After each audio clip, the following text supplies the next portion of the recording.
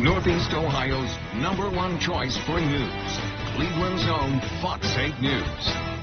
Tear gas fills the streets of downtown Cleveland as peaceful protests turn violent. Windows smashed, fires set, and nearly 100 arrests. Tonight in the aftermath, a series of exclusive reports of how it started and how Cleveland is coping. Fox 8 I-Team is now uncovering new evidence that weekend riots downtown were in fact organized. Good evening, I'm Lou Maglio. And I'm Elizabeth Enrica in for Tracy tonight. We found a national underground network intent on causing chaos. I-Team reporter Ed Gallick shows us.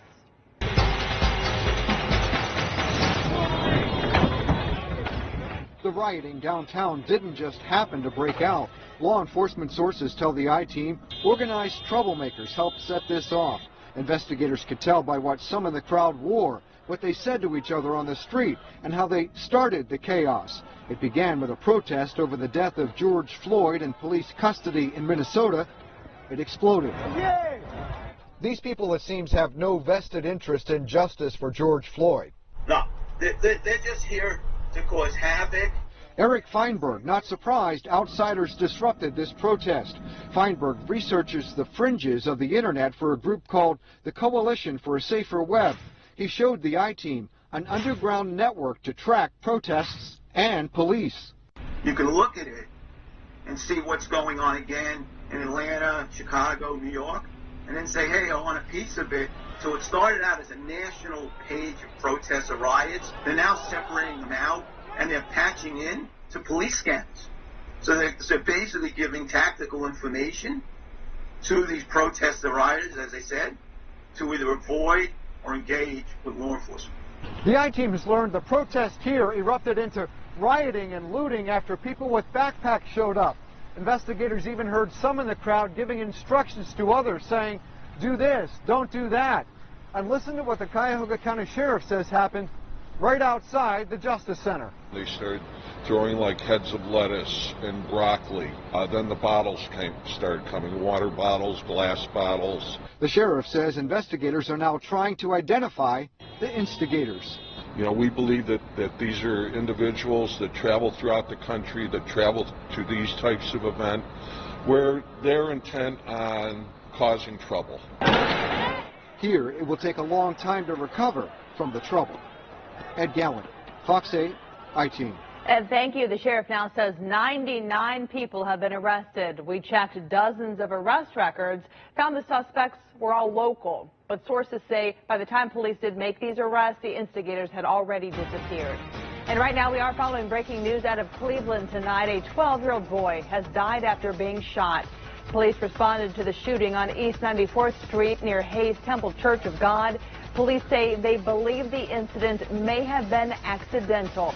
The shooting is still under investigation. This weekend left behind extensive damage at downtown Cleveland businesses and landmarks. This just a fraction of that. The community pitching in yesterday to start the process of restoring the city. Fox 8's Alex Stokes is live at Public Square for us tonight. And Alex, you have more of the effort seen really all over the city, but particularly downtown today. Yeah, of course, the majority of the damage down here. And Lou, volunteer efforts that we saw yesterday were not allowed to continue today due to the curfew. The contractors were allowed to come in.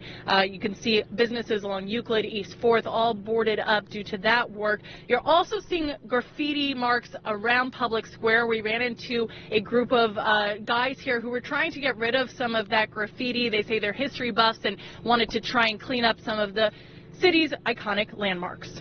The streets of downtown Cleveland eerily quiet Monday after a weekend of peaceful protests that ended in rioting and looting. I know that is not how Cleveland is.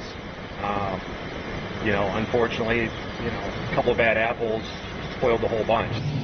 There was a big cleanup effort Sunday from city crews, Cleveland organizations, and volunteers. It was great to see them there. It was great to see the passion they brought, their concern in caring for the community and for downtown. The curfew was extended by City Hall to all day Monday. Officials announcing volunteer cleanup efforts would not be allowed during that time. Although volunteers weren't allowed downtown, contractors were able to continue their work assessing the damage and boarding up businesses.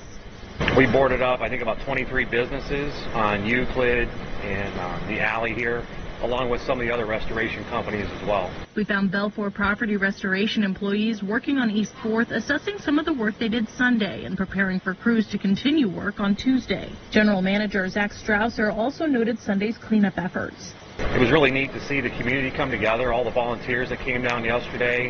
It was pretty inspiring as well. We came across 3 young men putting some elbow grease into the public square area.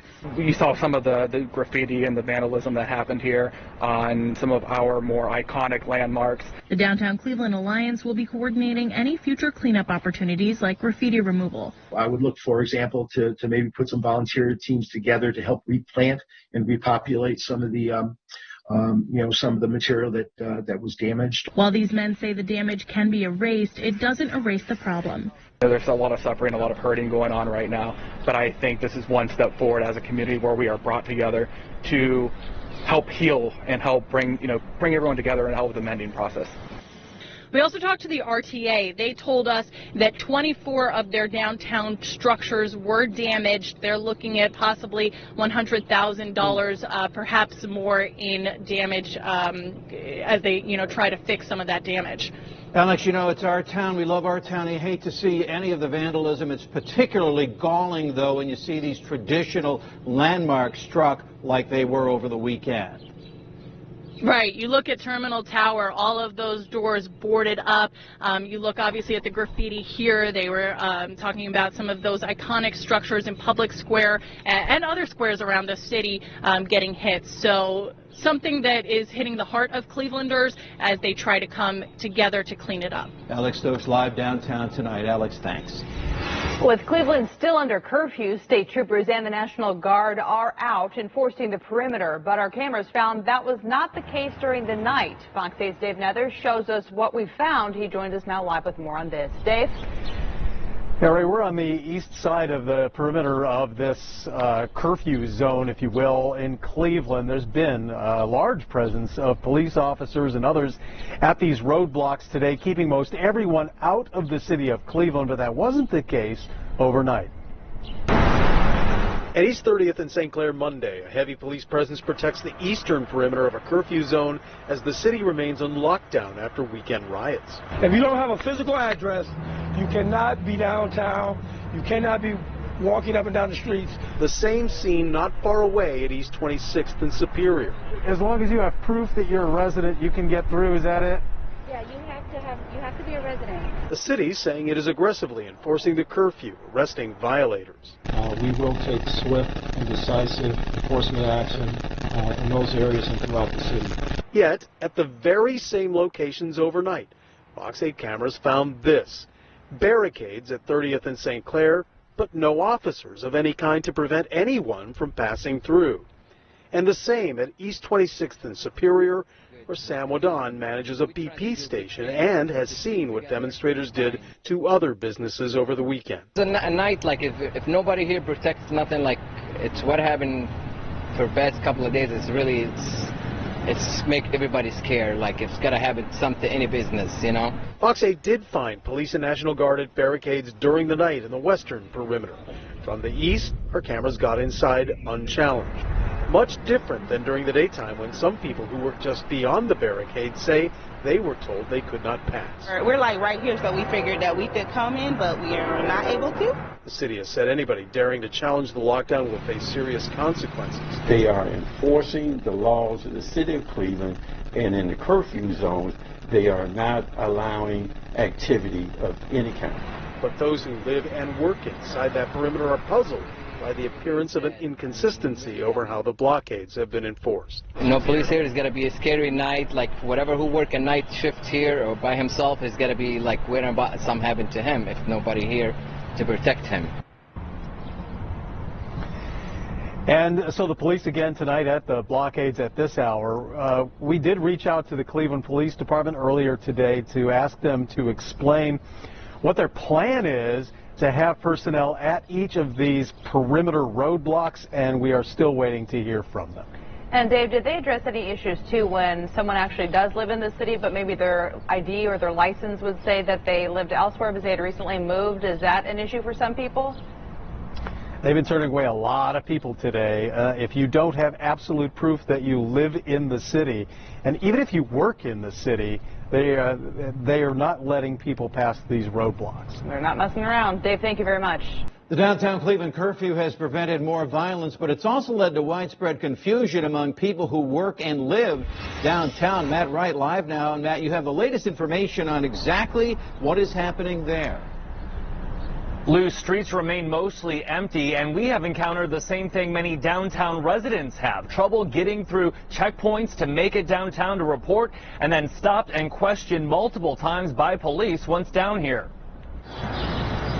Downtown under lockdown. The streets quieter than ever amid a days-long curfew. Barriers blocking entry to downtown with National Guard troops and police patrolling the streets for violators. Made it probably like 500 feet from the entrance to our building, and a cop car made a U-turn and warned me that any residents who were outside were subject to arrest until 8 a.m. tomorrow. Andy Pollard says she was stopped while walking her dog. She's among 20,000 residents living inside the restricted zone downtown and in parts of Ohio City. I stayed at my place since Saturday afternoon and then all Sunday. I was really confused about what was going on. Many confused by inconsistent implementation. A city proclamation exempts residents traveling to and from home, but some faced literal roadblocks. It took me 2 hours to try to find someone who would let me get home yesterday. Even some of the cops would be like, I can't let you in at this exit, but 2 checkpoints down, I hear that they're letting people pass through. And I feel like those inconsistencies just create frustration and confusion. Others wondered if they could leave home for groceries or to walk the dog. Really poor communication coming into it, and it led to a lot of confusion. Councilman Kerry McCormack says even he struggled to get answers. City leaders now say residents can come and go from the curfew zone with ID and are allowed out to walk pets and for essential travel. Contractors and private security are also allowed in, but the city says office workers are not, and businesses should remain closed. I understand we've got to keep it safe downtown, but we've also got to take into consideration the needs of our downtown residents. While the curfew has curbed further violence, many left wondering when they can freely move about downtown. I accept the situation. I just hope by Wednesday we can go back to normal life. Now, the curfew is set to run through 8 o'clock tomorrow night, but Cleveland's mayor says it could be extended if a threat remains or based on events nationally. Lou? You're right there, but just looking at the video, it's so strange and so eerie to see the streets as quiet as they are right now. You know, I've covered the RNC, I covered previous protests in downtown Cleveland, and we have never seen anything like this. Yeah, quite a change. Matt, thank you. In other news tonight, the results of an independent autopsy were just released and show George Floyd died of asphyxiation by sustained pressure. It lists the manner of death as homicide. The report says compression to Floyd's neck and back caused a lack of blood flow to his brain, and he was essentially dead on the scene. Protesters gathered outside the Ohio State House in Columbus for the 5th straight day. A man holding a megaphone led the group in prayer this afternoon, asking the group to remain peaceful while demanding real change. The man behind the wheel of the semi that drove through a crowd of peaceful protesters in Minneapolis is from a Canton-based trucking company. No one was hurt, but the driver is charged with assault. The trucking company Cannon Advantage says this was an independent contractor and they are cooperating with the investigation. Some of the nation's most violent protests were in New York City. Looters smashed windows of businesses that still have not reopened from the coronavirus pandemic. After 3 nights of violent demonstrations in dozens of cities, President Donald Trump said enough is enough and told the governors to aggressively target the violent protesters. It does feel bad a few nights ago that the people wouldn't have minded an occupying force. I wish we had an occupying force in there. But for some reason, I don't know what it is, governors don't like calling up a lot of guards. Well, we have 350,000 plus in the National Guard, and nobody wants to use them. And their cities are ransacked, and they're disgraced all over the world. All over the world they're showing them. What happened in Los Angeles with the Strippers, Philadelphia, and New York was a disaster. I don't understand what happened to New York's finest. That audio was leaked from a video conference call with various governors. The president and Attorney General William Barr used the word dominate nearly a dozen times in describing how law enforcement should posture themselves. Cleveland City Council members say the city could be the first in Northeast Ohio to declare racism a public health crisis. Fox 8's Maya Belay met with a councilman to learn why city leaders feel it's a necessary step. A symbolic rallying cry now heard nationwide was first met with peace, then later chaos in downtown Cleveland. For Ward 7 City Councilman Bashir Jones, this weekend was an echo from the past. The Huff neighborhood is a neighborhood that is well known across the country as being a place where the Huff uprising took place. Decades later, unrest emerging again or never went away, depending on who you ask. Equity can't be on the backs of the victims. It has to be on the backs of people who are in power to do something about it. That something is an emergency resolution declaring racism a public health crisis. It passed a Cleveland City Council committee Monday. This can't just be a piece of paper. Councilman Bashir Jones says working groups will be formed to study the problem and ultimately work to find solutions. These things continue to happen, and it's continuing to rip the Band-Aid off of a wound that black people continue to face in this country, which is structural racism. He says destroying property is not the answer for change. Remember this. Burning buildings and breaking windows does not honor the dead. It doesn't honor George Floyd. It does not honor Tamir Rice and Breonna Taylor and Sandra Bland. Councilman Jones says the list is too long to name and adds until all people of the city are not left behind when it moves forward, there's more learning and work to be done. I think that America has to learn a lesson. To ask the victim to learn how not to be victimized is the wrong way. It's the wrong way for us to achieve the goal. In Cleveland, there is no love without justice. Maya Belay. And there's no justice without love. Fox 8 News.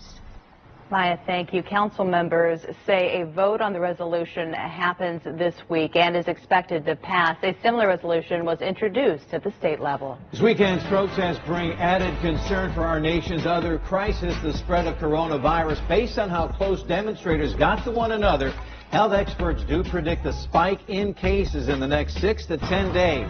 The United States has reported more than 1.7 million cases of coronavirus and more than 104,000 deaths. Looking at the trends, the number of day-to-day cases and hospitalizations has decreased in Ohio. Today, the state is reporting almost 36,000 confirmed cases and 2,206 deaths. That's up 51 from yesterday. There have been more than 6,100 hospitalizations and 1,500 ICU admissions. It's one of the most critical sectors to Ohio's recovery. Child care centers here in the Buckeye State allowed to reopen today, but with very strict guidelines and safety measures in place. Fox 8's Jennifer Jordan has more on this new normal for both daycare owners and families. Taking care of her 3 grandchildren, ages 1, 2, and 4, during Ohio's stay-at-home order was no easy feat for Anna Irizarry of Lorain. Returning to their daycare Monday morning, she says, a scary reality. Kind of more anxious because of all what's going on. Plus, they're still small, and I didn't want them to get sick because they do stay at my house. Things looking a lot different than the last time her grandchildren attended Future Generations in Lorain back in March.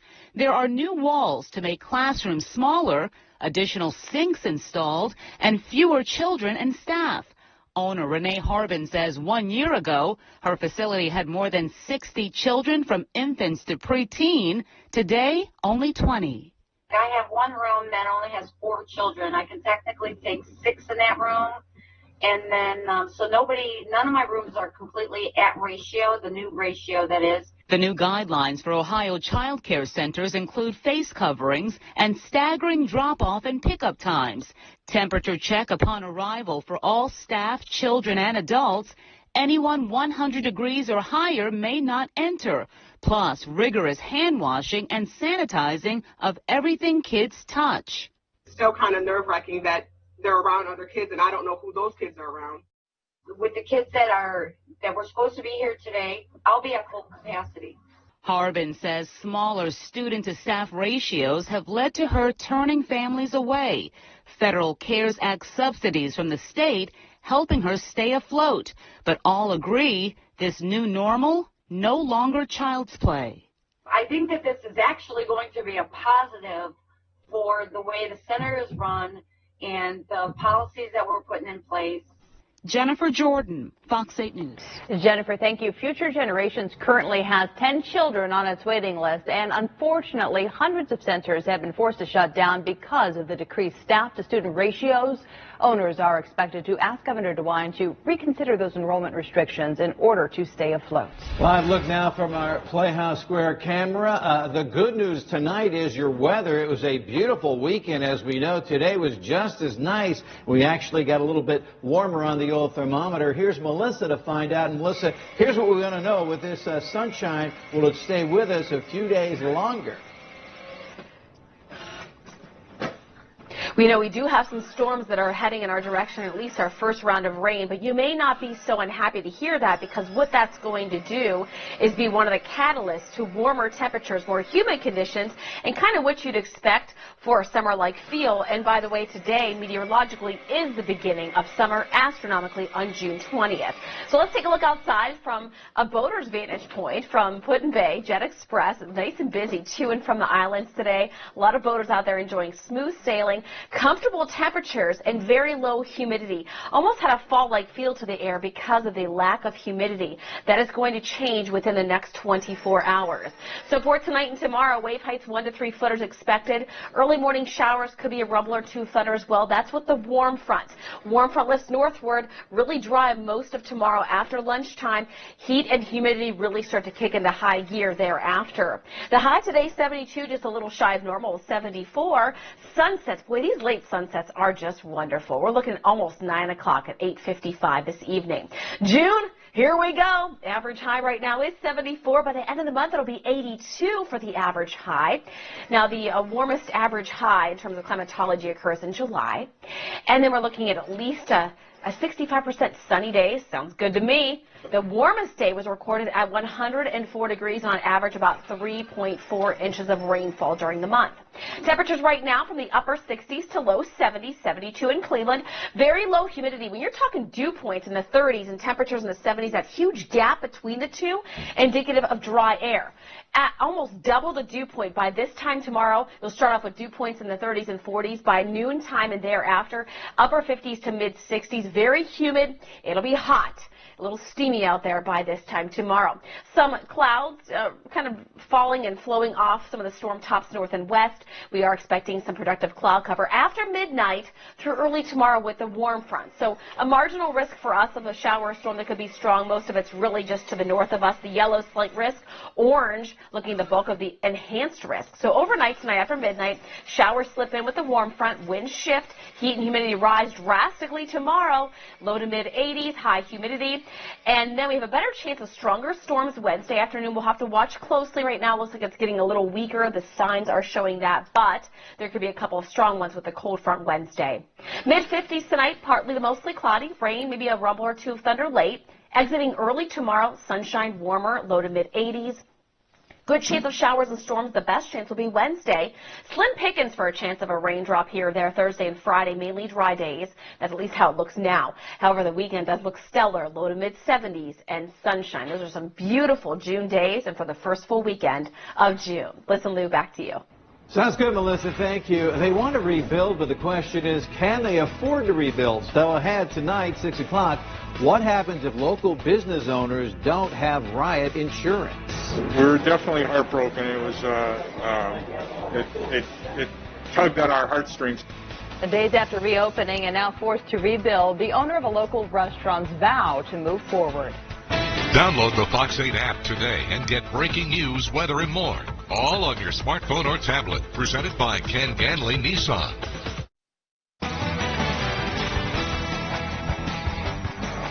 Hi, everybody. Top of the Monday to you. We have indeed gone through an incredible week in American history. The death 1 week ago today of George Floyd in Minneapolis has created a constant cry, a tsunami of cries for change all across our country. Many athletes and many teams adding their input into the discussion. And today, the Browns and the Columbus Crew came in. They said we must work together to exert change. They said that difficult conversation is needed. Real empathy and productive nonviolent actions can help address injustices. They said they recognize the suffering in the African American community, and they said they must do all they can to collectively end racism. And Miles Garrett had some heartfelt words on trying to make change. Change isn't always a clean process, and we are going through it together. That's the only way it will change. I refuse to say all cops are bad, because that isn't true. But a checks and balances system